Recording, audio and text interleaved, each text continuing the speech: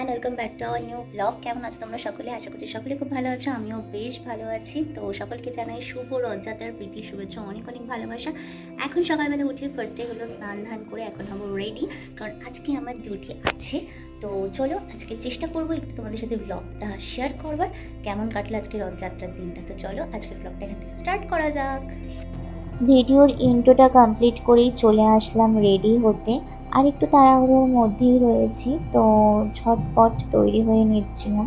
প্রথমেই একটু sunscreen apply করে নিলাম, তার আগে আমি ময়শ্চারাইজার আর টোনারটা লাগিয়ে নিয়েছিলাম। দেন তারপর ভালো মতো সানস্ক্রিনটা লাগিয়ে নিলাম, আর এতটাই তাড়াহুড়ো করছিলাম যে আমার মুখের মধ্যে ঢুকে গিয়েছিল।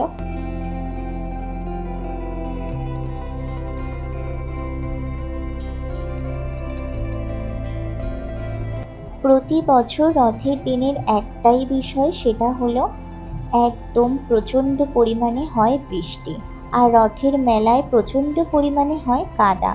যাই হোক, এখন তো বাইরে ঝিরিঝিরি বৃষ্টি পড়ছে, সাথে ভিতরে বেশ ভালো গরমও লাগছে।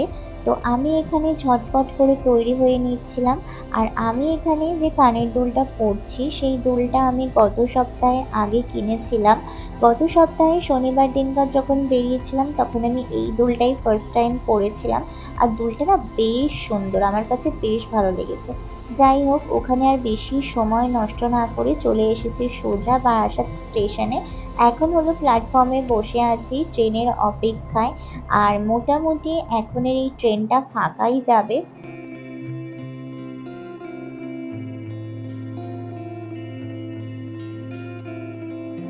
ট্রেন আসতেই ট্রেনে উঠে বসে পড়লাম একটা জানলার ধারে সিট নিয়ে।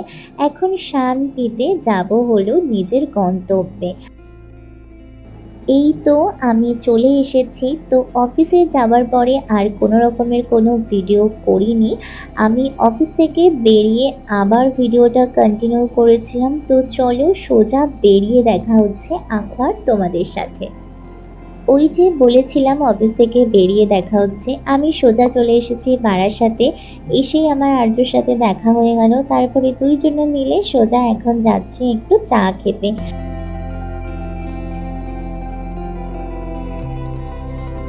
আমরা প্রতি বছর রথের দিনটা ভীষণ মজা করে কাটাই। আমার কাছে যে কোনো অনুষ্ঠান জানো তো ভীষণ স্পেশাল।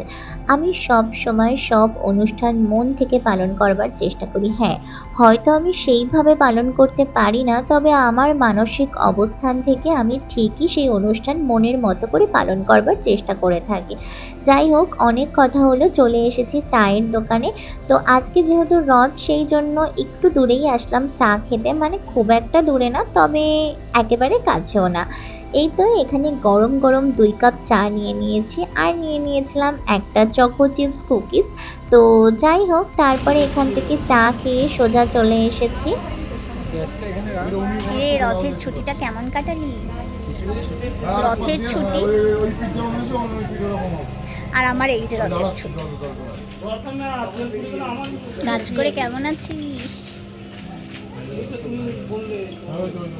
ইনকাম করে বিরাট মাল। কিন্তু ছবির এটা আসছে না কেন?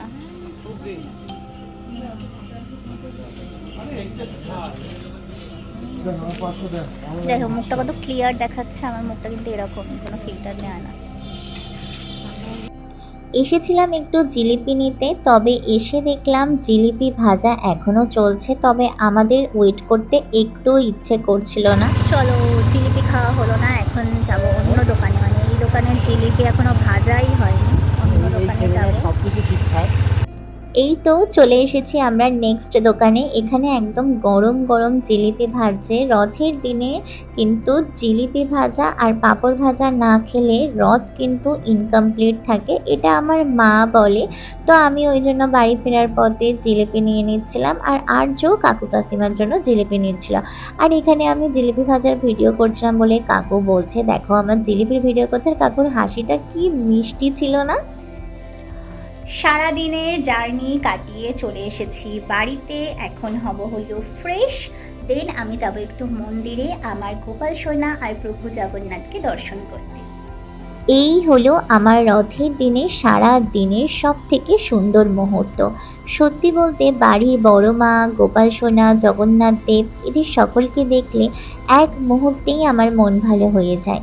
এই যে হলো আমার জগন্নাথ দেব, আর ওইখানে রথের মধ্যে রয়েছে গোপাল সোনা। আসলে আমার প্রভু জগন্নাথের মূর্তিটা না বেশ খানিকটা বড়, সেই জন্য আর কি সিংহাসনের সাইডে একটা ছোট্ট জায়গায় মা তাকে বসিয়ে পূজা অর্চনা করায়, আর এখানে রথের মধ্যে গোপাল সোনাকে বসিয়ে একটু ঘুরিয়ে নিয়ে এসেছিল।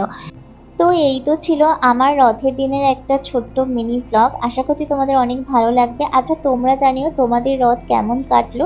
তো চলো আজকের ভিডিও এখানেই শেষ করছি, দেখা হবে পরের ভিডিওতে। তো টাটা।